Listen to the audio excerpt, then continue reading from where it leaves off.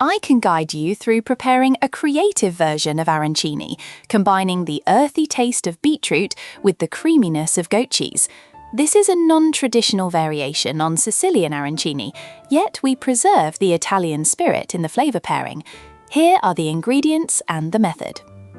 Ingredients: 300 grams risotto rice, Carnaroli or Arborio, 1 medium beetroot, cooked and finely chopped, 1 small shallot, finely chopped, 1 litre vegetable stock, 100 grams goat cheese, 50 grams grated Parmesan, 1 glass dry white wine, 2 eggs, all-purpose flour as needed, breadcrumbs as needed, vegetable oil for frying, butter as needed, salt and pepper as needed. Preparation: in a wide pan, sauté the chopped shallot with a little butter until translucent. Add the rice and toast it for 1 minute, stirring continuously.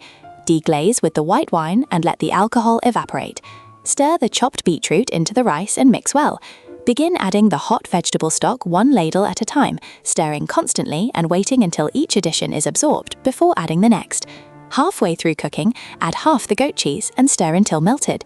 Once the rice is al dente, remove the pan from the heat and stir in the Parmesan. Season with salt and pepper to taste. Let the mixture cool. Take the cold risotto and shape it into small balls with your hands. Place a piece of goat cheese in the center of each ball. Coat each arancino first in flour, then in beaten egg, and finally in breadcrumbs.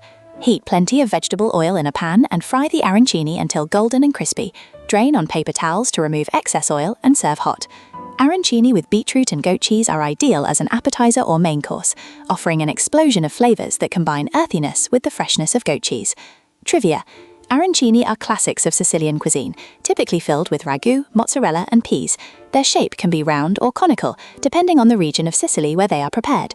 The beetroot and goat cheese version I have suggested is a modern reinterpretation that plays with color and more contemporary flavor pairings.